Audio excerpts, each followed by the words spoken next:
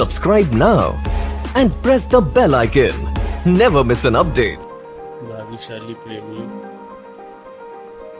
प्रत्येक मनुष्य की ये अभिलाषा होती है कि उसे जीवन में सच्चा प्रेम मिले, सच्चा आनंद मिले, सच्ची खुशी मिले, और उस सच्चे आनंद के लिए वो हर संभव प्रयास भी करता है। लेकिन जिस सच्चे आनंद, सच्ची खुशी की उसे इच्छा होती है, अभिलाषा होती है, वो संसार में उसे फिर भी नहीं प्राप्त होता।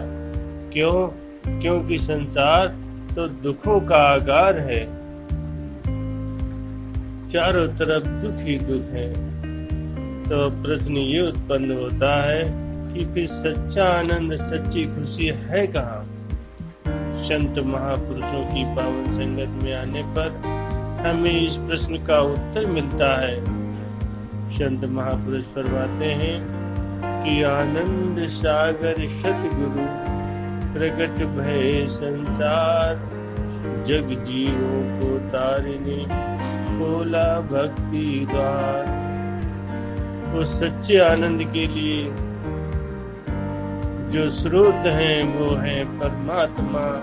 अपना नामी लोग छोड़ करके साकार संत सदगुरु के रूप में धरा पर अवतरित होते हैं।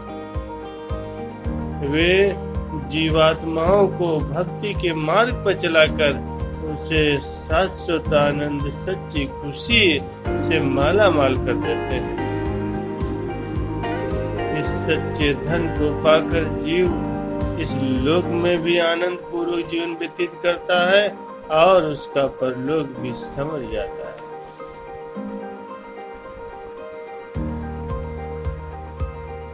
लेकिन प्रेमियों, यहाँ एक और प्रश्न उत्पन्न होता है कि इस आनंद स्वरूप भक्ति को कैसे प्राप्त किया जा सकता है।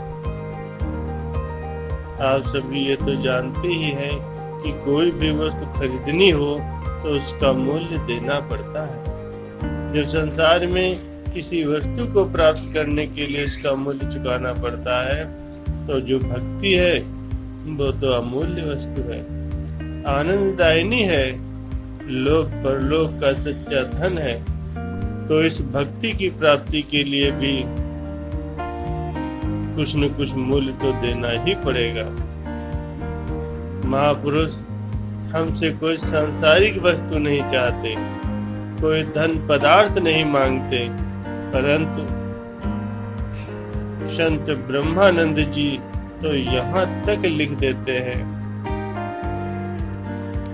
कौन करूं गुरुदेव की भेंट, न वस्तु से तिहु लोकन में, ब्रह्मानंद समान न होए कभी, धन माणिक लाख करुण दिया।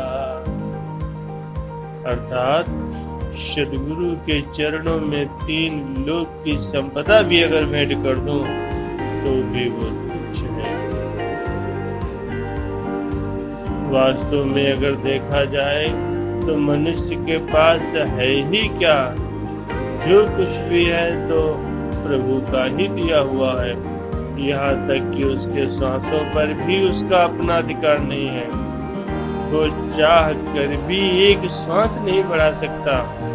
यदि उसके पास अपना कुछ है तो वह है उसके अपने कमाए हुए कर्म और उसका मन, जो कि जन्म जन्मों से मलिन है, गंदा है। फिर भी अगर वह कुछ अच्छे कर्म करे तो मान करता है। प्रभु की दी हुई वस्तु में से अगर कुछ भेंट करे तो वो कहता है कि मैंने ये वस्तु भेंट कर दी है। संतों ने अपनी उपदेश प्रद वाणी में आनंद स्वरूपा भक्ति की प्राप्ति को इस प्रकार से बतलाया है, जो जन श्रद्धा भाव से गहे गुरु चरणार, सतगुरु की कृपा मिले पावे भक्ति सार। जो सौभाग्यशाली जीव महापुरुषों की शरण संगत में आ जाते हैं। अर्थात जब कोई अपने अहंकार को त्याग करके पूर्ण समर्पण भाव से महापुरुषों की शरण ग्रहण करता है, तब वह उनकी कृपा का पात्र बनकर आत्म स्वरूप भक्ति को प्राप्त करता है। इस विषय में अमीर खुसरो जी का नाम आता है। अमीर खुसरो हजरत निजामुद्दीन औलिया साहब के प्रिय शिष्य और बहुत ही भक्ति वाले इंसान थे। एक बार एक गरीब व्यक्ति हजरत साहब जी के पास आया और विनय करने लगा कि हुजूर, मेरी लड़की की शादी है, कृपया मेरी मदद कर दें। तो हजरत साहब ने कुछ सोचकर कहा कि हमारे पास और तो कुछ नहीं है, ये हमारी जूतियां ही हैं, इन्हें बेचकर जो भी मिले उससे गुजारा कर लेना। उसने हजरत साहब की चरण दासियां ली और कपड़े में लपेटकर बड़े टूटे हुए दिल से उनका धन्यवाद करके वहां से चला गया। रास्ते में जाते जाते वो सोच रहा था कि इन फटी पुरानी चरण दासियों को खरीदेगा कौन। मुझे तो बेटी की शादी के लिए धन चाहिए था, लेकिन मुझे दिया ये चरण पादुकाएं। जिस रास्ते से वो व्यक्ति जा रहा था, वहीं सामने से अमीर खुसरो का काफिला आ रहा था। वे अपना अपार धन, सोना चांदी, हीरे जवाहरात 40 ऊंटों पर लाद कर आ रहे थे। जब वह व्यक्ति उनसे कुछ ही दूर था तो उन्हें आभास हुआ कि कहीं से मेरे मुर्शिद की खुशबू आ रही है। जब वह व्यक्ति उनके सामने आकर बढ़ गया तो उन्हें आभास हुआ कि अब खुशबू पीछे से आ रही है। वे आश्चर्यचकित हो गए। वे ऊंट से नीचे उतरे और उस व्यक्ति को बुलाकर पूछा, तू कौन है और कहां से आ रहा है? उस व्यक्ति ने अमीर खुसरो के इस प्रश्न के उत्तर में हजरत साहब की चरण पादुकाओं को दिखाते हुए अपनी सारी व्यथा सुना दी। तो खुसरो ने बड़ी ही श्रद्धा से गुरुदेव की चरण पादुकाओं को माथे से लगाया और पूछा, क्या तू ये चरण दासियां मुझे बेचेगा? उसने कहा, हजरत साहब ने तो यही कहा था कि इन्हें बेचकर जो भी मिले उसे गुजारा कर लेना। सोने हीरे जवाहरात से लदे हुए 40 ऊंटों को उस व्यक्ति के सुपुर्दगी करके अमीर खुसरो ने नम्रता पूर्वक अपने मुर्शिद की चरण दासियां उससे ले ली। वह व्यक्ति बहुत अचंभित हुआ, परंतु बड़े ही हर्ष पूर्वक सारा धन लेकर वो खुसरो का धन्यवाद करता हुआ अपने रास्ते पर चला गया। अब प्रश्न उत्पन्न होता है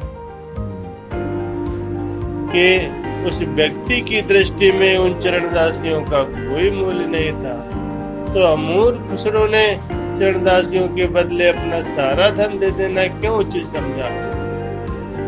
यदि वे चाहते तो उस व्यक्ति को उसकी आवश्यकता के अनुसार ही धन देकर उससे वो चरणदासियां ले सकते थे, परंतु क्योंकि अमीर खुसरो के हृदय में अपने मुर्शिद, अपने सदगुरु हजरत निजामुद्दीन औलिया साहब के प्रति निर्मल प्रेम, अपार श्रद्धा और दृढ़ विश्वास था, अतः उनके विचार में ऐसी अमूल्य वस्तु का मूल्य केवल किसी की आवश्यकता की पूर्ति कर देना ही नहीं, वरन सर्वस्व समर्पण करना है। हजरत साहब की चरण दासियों को लेकर अमीर खुसरो उनके चरणों में उपस्थित हुए और उन चरण दासियों को सामने रखकर पहले उन्हें सजदा किया। तो हजरत निजामुद्दीन औलिया ने मुस्कुरा कर पूछा कि क्या देकर इसे लाए हो? खुसरो ने विनय की, पीर साहब, मेरे पास जो कुछ भी था सब दे दिया। हजरत साहब ने फरमाया, फिर भी सस्ती ले आए। अमीर खुसरो हजरत साहब के चरणों में विनम्रता से नतमस्तक हो गए। उनके ऐसे समर्पण भाव को देखकर हजरत साहब बहुत प्रसन्न हुए। उन्होंने भक्ति के वास्तविक धन से उनको माला माल करके उनका हृदय सच्चे आनंद से भरपूर कर दिया। अमीर खुसरो के जीवन की ये घटना भक्ति पथ पर चलने वालों के लिए सर्वस्व समर्पण का एक प्रत्यक्ष प्रमाण है। परम संत श्री कबीर साहब जी के वचन हैं कि ये तन विष की बेलरी, गुरु अमृत की खान, शीश दिए जो गुरु मिले तो भी सस्ता ज्ञान। कहते हैं कि ये शरीर तो नश्वर है, रोगों विकारों का घर है, परंतु सद्गुरु अमृत के स्रोत हैं। जीवन को वास्तव में जीवन प्रदान करने वाले पूर्ण सद्गुरु हैं।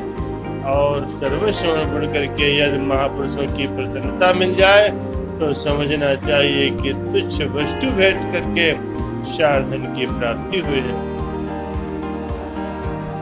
तो भाग्यशाली है वे सभी गुरुमुख जन जिन्हें संत महापुरुषों की पावन चरण शरण प्राप्त है, अर्थात वे आनंद के उस स्रोत तक पहुंच गए हैं और महापुरुषों के दिव्य दर्शन और मार्गदर्शन में चलते हुए सच्चे आनंद की प्राप्ति कर रहे हैं और महापुरुषों की प्रसन्नता प्राप्त कर रहे हैं।